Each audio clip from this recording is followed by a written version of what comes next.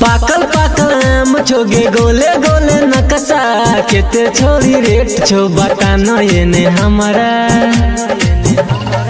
पाकल पाकल आम छोगे गोले गोले नकसा केते छोरी रेट छो बताना ये हमारा। सुन गे आम वाली लेबो आए हाली हाली। सुन गे आम वाली लेबो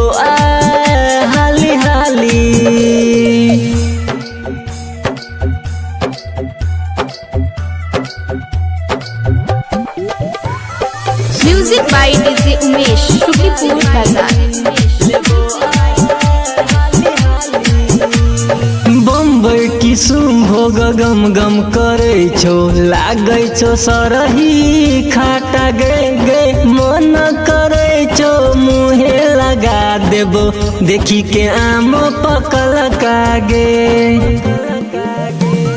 बम्बई की भोग गम गम करे छो लागे छो सरही खाटा गे गे मन करे छो मुहे लगा देबो देखी के आम पकल कागे।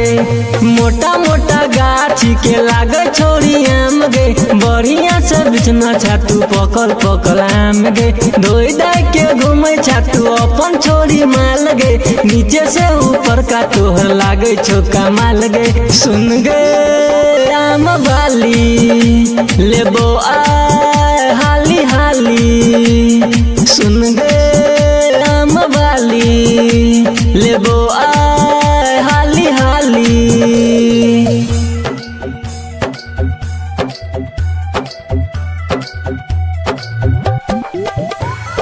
Music by DJ Umesh Shukripur Bazar.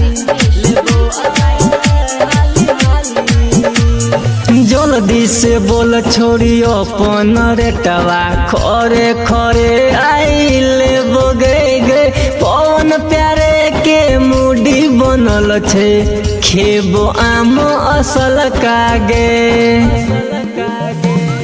जल्दी से बोल छोड़ी अपन रेटवा खरे खरे आइले बोगे गे।